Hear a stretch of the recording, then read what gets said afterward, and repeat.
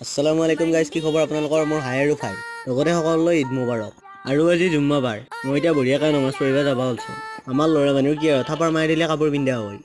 ছোৱালী সোপা আহে পেখিনি থাকে। তাৰপিছত মই বঢ়িয়াকৈ মুচুখিনি চুচাই পেলাই বাটক লৈ গ'লোঁ।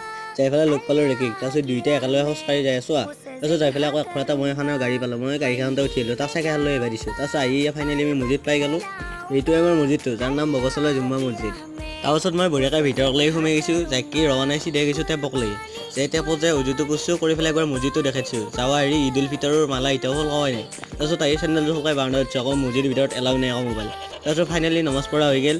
তাৰপিছত আহিলোঁ, আহি পেলাই ৰেকিয়ে কিবা হিচাপ কৰি আছে, কিবা ঈদৰ গেটৰ মাথা মাৰি আছে। গতিকে ঈদৰ গেটৰ মই ছেকেণ্ড পাৰ্টটো দি আছোঁ। তাৰপিছত বঢ়িয়াকৈ মুচুগিলা লাৰি চাইছোঁ, একেবাৰে পিঠা হৈ গৈছে। তাৰপিছত যাইকি একবাৰ হাইঘৰত সোমাই পেলাই যাৱা ভিডিঅ'ত যি দেখাইছিলোঁ হয়তো এইটোৱে ফাইনেল লুকটো।